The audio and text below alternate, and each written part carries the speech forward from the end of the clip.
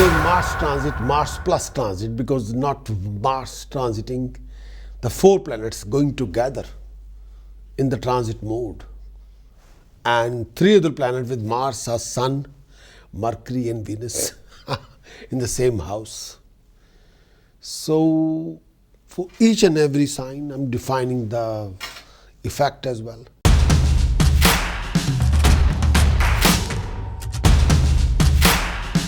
Cancerian, after 17th January 2026, the transiting of your 4 planets to the 7th house. Mars, Sun, Mercury, Venus together in the 7th house. The 7th house is the house of marriage, the house of joint venture, the house of partnership.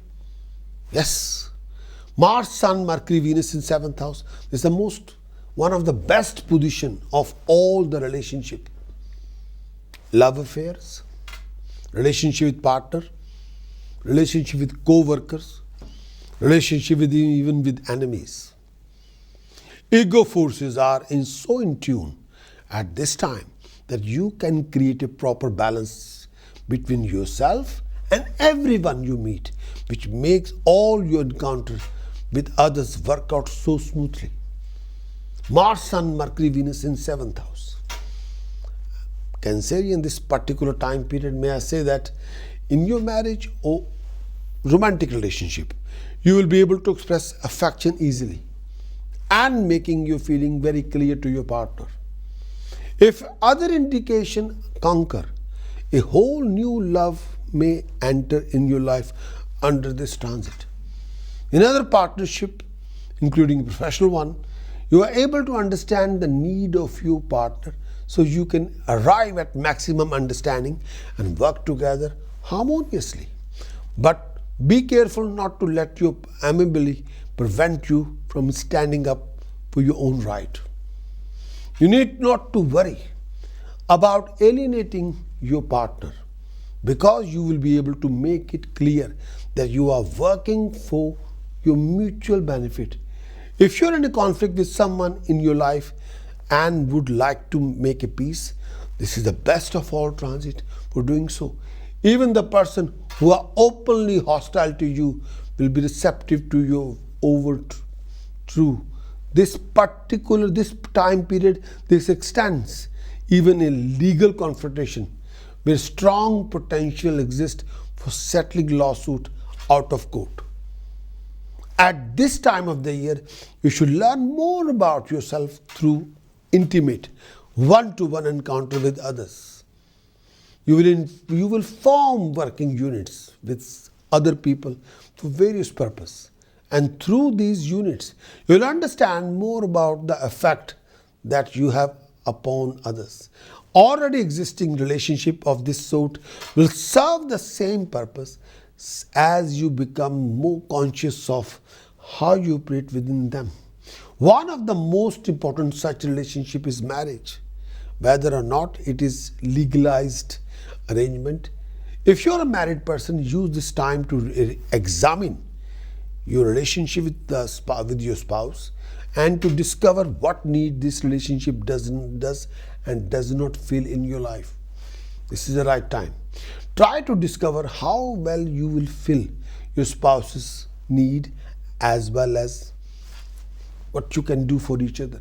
In any 7th house relationship, whether it is a marriage, business partnership or other kind of partnership, you and your partner function as a unit, either in a specific area as with a business partner or in all the areas as with the spouse. For your own benefit, you must be as good for your partner as he or she is good for you. This is not a time of the year when you should try to go it alone in any type of activity. No. You should try to work with someone else. At least seek out the opinion of another person in an advisory capacity. In business, this is a very good time to consult expert. In whatever field you are involved in, a consultant, a lawyer, or other specialist may fit the requirements. The same apply to your personal life, where you may benefit from some type of counseling If you have not been able to solve certain problem, you might consult a doctor, lawyer, psychologist, psychiatrist, or even an astrologer. Such people can give you an independent perspective against which to measure your own views of the situation. Sometimes the one-to-one encounter may take the form of a conflict. Conflict can be creative because it forces you to examine your own position more thoroughly, thus become more aware of yourself. You and your opponent form a pair just as you and your partner do. For this reason, the seventh house is connected with the conflict at law, and this could be a time when you have a legal dealing of this sort, although this would have to be confirmed by other indications in your chart. While Mars transiting in seventh house, there is a tension in your life, but it can be used creatively if you are conscious of what you're doing. If you are not, this transit can signify a time of conflicts, especially with those closest to you, such as your spouse and other whom you must cooperate with, partners, fellow workers, and such as. The spirit of the seventh house is to intimate one-to-one cooperation of two people in a partnership. However, it is also the house of open enemies and people with whom you are in conflict, because being someone's enemy or opponent is also a form of one-to-one confrontation. Because the nature of Mars is self-assertive, it is very likely that you will experience the seventh house as the house of open enemies. Even you intimate the positive relationship may suffer at this time. The problem is that you will find it difficult to give in and compromise as necessary for proper cooperation, either in marriage or in a business partnership. There is a positive side to this transit. However, in any close relationship, there is often too much compromises, so that the real complaint and grievances are not aired, which is in the long run tend to weaken even a fine relationship. Now is the time when these repressed grievances can be brought out in open, which should result in a real clearing of the air between two of you. This particular transit can be put to another positive purpose also if there are really a great deal of harmony in the relationship between you and your partner. This can be a time when you put a great deal of energy and into working through and with each other. Despite the inherent contradiction between the nature of Mars and the seventh house, the real meaning of this transit that you will use these energies most efficiently by working through a partnership. As soon as you realize this, make the required adjustment within the relationship, your affairs will begin to work smoothly. Be careful of the primitive manifestation of this transit, however, and try to avoid unnecessary arguments, conflict with others. Be sure that any conflict that occur is over something worth fighting about.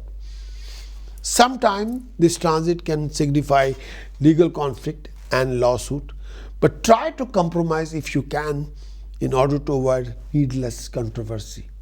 This is a good time to clarify and explain an issue to someone with whom you are intimately associated in your daily life, such as your spouse or business partner. It is also a good time for consulting a specialist on any matter that concerns to you. You should not think and plan alone or unassisted today. You need another person's consciousness and response to your ideas and statement in order to get a clear perspective on your thoughts. Also, finding out your partner's thoughts will help him or her to clarify them. Together, you will be able to accomplish much more than either of you could separately. It is also a good time to discuss any difficulties that have come up in your intimate relationship. You are capable of taking such much more detached views than usual, and you can reach conclusions objectively, which might be difficult at other times. Your communication concerning such matters is also unusually clear. In all your encounters today, you will seek intellectual stimulations and conversations, ranging from cheerful banter to spirited debates. You're looking for a mental encounter today. Even the argument and controversies are interesting. Certainly, preferably at to no stimulation at all. This is also a good transit for making contact or entering into negotiation about any matter. If Mercury is not transiting a planet that is afflicted in your 7th house, if Mercury is not afflicted due to its transit by another transiting planet, in such case it would be wise to avoid all type of negotiation.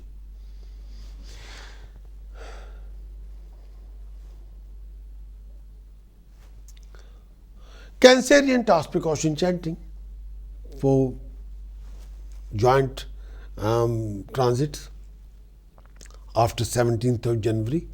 Task number 1 for Cancerian: do wear a Buddha Aditya Jantra and a silver chain around your neck. Status, prestige, honor, authority, power, and reducing the conflicts. Second task: do flow haldi, rice, revidiya in the fastest flowing river for peace and harmony and happiness. Third task: bury 12 blue flowers in the ground on Friday evening, getting rid of your uncertainties, getting rid of your problems. Precaution wise, refrain from fine, penalty, punishment and legal conflicts, risky investment, gambling, buying any electronic goods or steel appliances. Refrain from consuming any form of intoxication or smoking or confusions. Chanting, which will give you ultimate boost: Ang Harim Sharim Kalim Chamundaya Viche, Ang Harim Sharim Kalim Chamundaya Viche, Ang Harim Sharim Kalim Chamundaya Viche. This particular chant gives you ultimate boost. You can take your astrological journey even deeper by downloading my free app. Just sign up and you receive a complimentary basic consultation as my welcome gift to you. But you'll have access to premium content: weekly horoscope premium content, monthly horoscope premium content, yearly horoscope premium content. Yes, with transit effect, conclusions, task precaution chanting, very thorough report, weekly, monthly, yearly. Wish you all the best. Thank you.